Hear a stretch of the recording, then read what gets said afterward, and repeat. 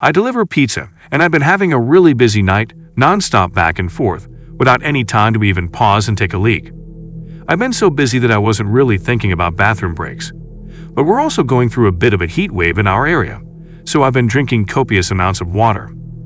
All of a sudden, as I was driving to this particular delivery, the urge to go hit me. Like, things went from 0 to 60 in an instant. Thankfully, I was close to the customer, so could get this one over with quickly. Or so I thought. I pulled up to the house, and it was an area I'd delivered in before, so I could immediately see that something wasn't right. All the lights were off in the house, not even the glow of a television or anything. It was extra apparent because the street light closest to the door happened to be out of order. And on top of it all, the block was dead quiet. This is a big university area, and obviously there aren't many student renters in July, but there had to be at least one person, because someone ordered this pizza.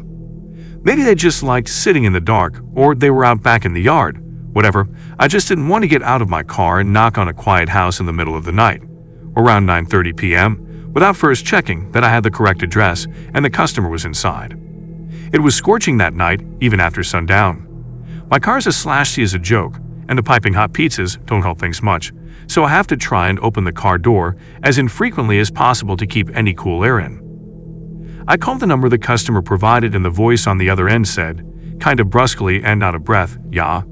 I just tried to keep it clear and concise, "Hey, it's your pizza out front, but there doesn't appear to be anybody home." And the customer replied, still gasping for air, "Yeah, I'm not home." I had to pee so badly by that point that I was much less patient than I'd otherwise be with a customer right out of the gate. "Well, then we're going to have to terminate the order, because I've arrived in the stated delivery window, and you were supposed to pay in cash, so I don't know what to tell you. Plan ahead next time."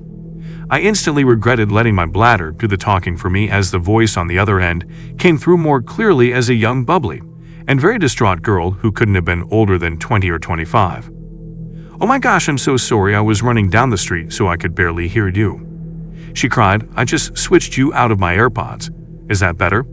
Sorry, I completely lost track of time at work, but I knew you were coming. That's why I'm literally running home right now. Please don't leave, I'm starving, I don't have a car. Seriously, please don't leave. 5 minutes tops, Sock." I know what it's like to be hungry and running late, and have no car but not live near any restaurants. Plus, when I heard her voice, I began to remember more specifically having delivered to this place a couple times before, and she'd always been perfectly nice. Now I felt bad for snapping at her. I tried to walk it back, while simultaneously looking out my window for potential spots to pee. No, my bad. I'm letting the heat get to me, and it's not your fault. No need to rush. See you when you get here." I hung up, and, while surveilling the street, was starting to think I was really out of luck. All the other houses had people in them, and were close together, so there were no clumps of trees or out-of-the-way patches of land or anything. Of course, I had just tossed my empty water bottle at the last delivery, because I'm an idiot. Finally, I decided it was escalating to the point of an emergency, and the safest bet was to use a bush in front of the woman's house. She wasn't home. The streetlight was out so no one would see me. The people who were home were inside. My car was parked across the street, and we're a small shop who don't wear uniforms, so if someone did spot me, they'd have no way to connect me to my employer. Animals pee outside all the time, humans are animals. This is fine. I scurried over to the tallest bush in her front yard. She didn't really have much of a yard, more just a walkway lined with bushes and flowers that ran adjacent to her front door. The biggest cluster of bushes, the only one where I could be sure there would be no visible splatter on the side of the house, was about 4 feet from her door. I looked both ways, unzipped, and let fly. After the initial millisecond of relief, I noticed the sound was way off, more like pissing on something solid than something leafy. I started panicking, thinking I'd aimed wrong. But once I start, I can't stop midstream, so I kept squinting into the darkness to see if maybe I was hitting a key rock or something and could just move a few inches over. Instead, all of a sudden, I heard a way more concerning noise, a deep voice exclaiming, "What the fuck?" And before I could turn around, assuming I'd been caught by a neighbor, a man came leaping out of the bushes. He blew by me, brushing my golden shower off him as did. He spit pretty emphatically on the ground, so I think I might have beamed him right in the face. I didn't see where he went after a few paces, but though this next part is kind of a blur, I do think I remember hearing a car screech out from a bit further away after a minute. I'd gotten some night vision by that point, so I was able to make out his height, build, and outfit, but only the most general details of each. I was in such shock that I didn't even put my dick away. I just stood there trying to figure out what had happened. The reality was so terrifying that my mind refused to accept it, and impulsively searched for a reasonable explanation that could make everything awk.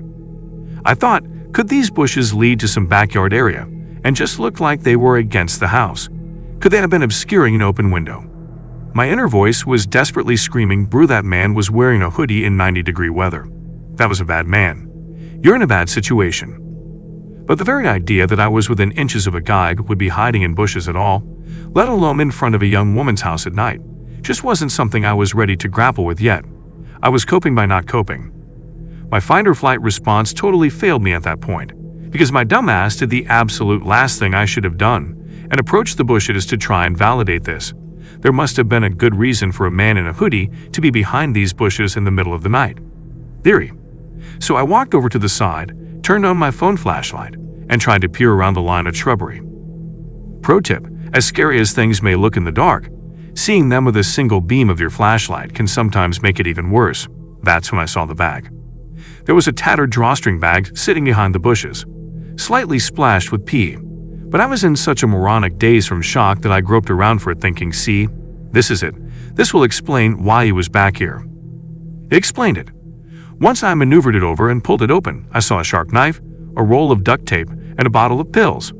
The delusions officially broke at that point, and all the adrenaline, endorphins, and self-preservation instincts that had been suppressed kicked in 10 times over. I became whatever the opposite of dazed is, more laser-focused than I have ever been in my life, with one singular goal: get back to my car.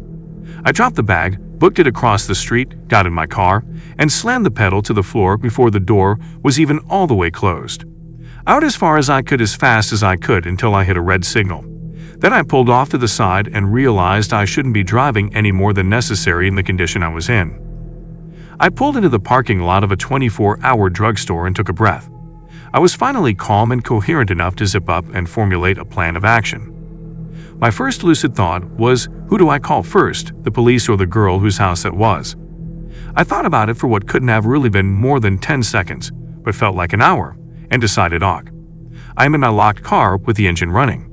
If trouble starts, I can drive away. I know something's up, she might not. She needs to know not to keep walking in that direction. But as I was dialing her number, it occurred to me, what if there was no girl? I thought I remembered delivering to that house before, but what if I was wrong? What if the girl on the phone was just a decoy to get me there to rob me or worse? Every pizza guy on the planet has seen the Evil Genius documentary by now, so I thought. She called me all out of breath. She wasn't home. The whole thing was off. Can't risk it. I'll start with the cops. I called 911. The operator was very helpful in keeping me calm, because I was a complete wreck by this point. He kept assuring me that someone would be there soon. I kept telling them they had to get there before the girl did, but I was trying to express 3 thoughts at once, and really damaging my own credibility. It came out more as, "You got to save this girl, because he wasn't after me, I was just delivering a pizza. Unless they were after me, in which case there might not be a girl. But I talked to one on the phone, so then you should find that girl because they used her to lure me there. But she's real, she doesn't know about the guy who was also real. And there could be more guys if there's actually a girl, and you know what? Even if there isn't a girl, there might actually be more guys.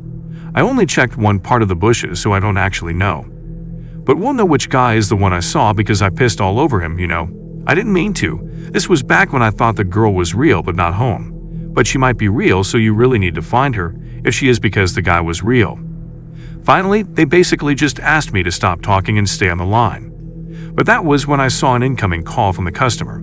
I couldn't answer it without disrupting my 911 call, so I just ignored it. But then she sent me this text like, "Hey, I'm here, don't see you." I told 911 she was there, and they said officers were only minutes away. But who knows how long that meant, especially after I'd given such a scattered account of the events in my panic. I just felt overwhelmed with guilt, because my rational mind said the odds of her being a decoy girl for some large scam targeting pizza guys were low, and the odds of her being the intended victim of a predator were high. So I put my 911 call on mute, where I can hear them, but they can't hear me, and turned back, heart absolutely pounding out of my chest, compulsively muttering fuck, fuck, fuck, fuck, fuck the entire way. Then I took 911 off mute and told them I had returned to look for the girl. They weren't happy about that, but I saw her meandering past the parked cars in the street looking to see if one was mine, and I waved her down, flashing my brights. She bounced on over to the window of my car, happy-go-lucky. I figured that was a good sign that she wasn't in on whatever this was. But I was just so scared to be back in the general area and to not know what had just happened or what was going to happen. I kept whispering, "Get in, get in." And she was like, "Get it? Huh? Oh, you want me to get the pizza from the back?" I didn't want to make the same mistake with her that I had made with 911. So instead of trying to tell the whole story, I stuck to the bare basic facts. There was a man in your bushes. I'm on the phone with the police. I don't know where he is right now. Please get in the car so we can lock the doors. I was barely able to get even those sentences out, and I was shaking like I'd had 10 cups of black coffee. I held up my phone with 911 on the call screen to verify for her. I thought that was why she got in the car, with no further explanation, but it turns out that wasn't entirely it. "You still there? Is she with you? Are you safe? Is anyone else there?" 911 kept checking in, not knowing who the third party I was talking to was. I reassured them, and we drove, more cautiously this time, to a location 911 instructed us to wait at to speak with police after they cleared the area. I didn't actually have to do much after that. The police came pretty soon after. A police car met us. I gave a statement telling them everything I observed, and she went to go speak to more officers in more detail than they needed me for. It turns out the reason she got right into a strange pizza guy's car without probing any deeper into my story is because she knew who the man was right away from my description. She had an abusive ex-boyfriend who was apparently psychotic enough that he immediately came to mind from hearing, "There's a guy in your bushes." She later called us to thank me and insist on leaving a huge tip. I wasn't there when the call came in, so the kid who answered didn't know to refuse to accept the money. But the manager already promised the next time we see her, we can load her up with enough one-free pie cards to last a lifetime. Easily the scariest thing that has ever happened to me on the job or off. I don't get the chance to tell the story much, because I try to avoid sharing it with anyone who could possibly know the girl or know of the event. But I'm still not the same since, even though I know he didn't even have anything to do with me directly. This truly shook me to my core. So, man in the bushes, let's not meet.